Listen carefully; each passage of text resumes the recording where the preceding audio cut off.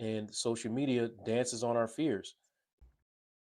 But when I tell you social media is amplifying the divide between black men and black women, pages like Justin LA Boy, pages like Spiritual World, who take the most toxic messages from Twitter and all other platforms, put them in one space that are purposely perpetuating narratives that we really aren't interacting with in the real world. You go on a day, you're not having these conversations, but you go on social media and these conversations are constantly repeated, and none of it is solution focused. It's all what they do, what's not being done, and it's not productive. It's not pushing us forward. And what's happening is we are internalizing a lot of trauma that does not belong to us. So we are internalizing a lot of relationship trauma that does not belong to us. So one thing we really have to do is learn how to detach from some of these messages that we are constantly internalizing. Dr. Sabrina, why do you think that content that shows pain or drama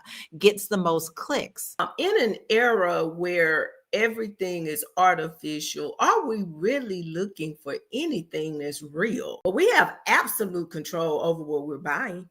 We have absolute control over that. The question, though, becomes for us, what are we looking for? And so, I think for all the conversation, Lala, that we can have about what other folks are doing to us, we also have to put that mirror in front of our faces and saying, why are we allowing ourselves to be exploited? Why are we not on sites like Fly Nubian Money trying to educate and elevate ourselves rather than running behind the mess, the messy, the ugly side of us? What about the positive? Because what we're looking for online isn't accuracy. We're looking for confirmation of the things that we're already afraid of, right?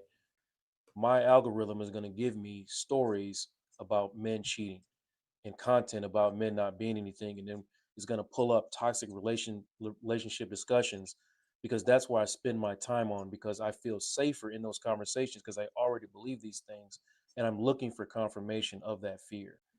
And social media dances on our fears. And as a therapist, I see it firsthand all the time.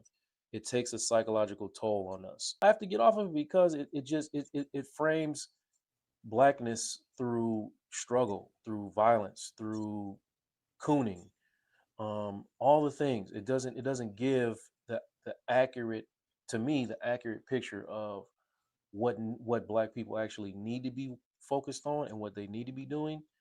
And it kind of shapes how we see ourselves in our relationships, how we see ourselves moving through the world.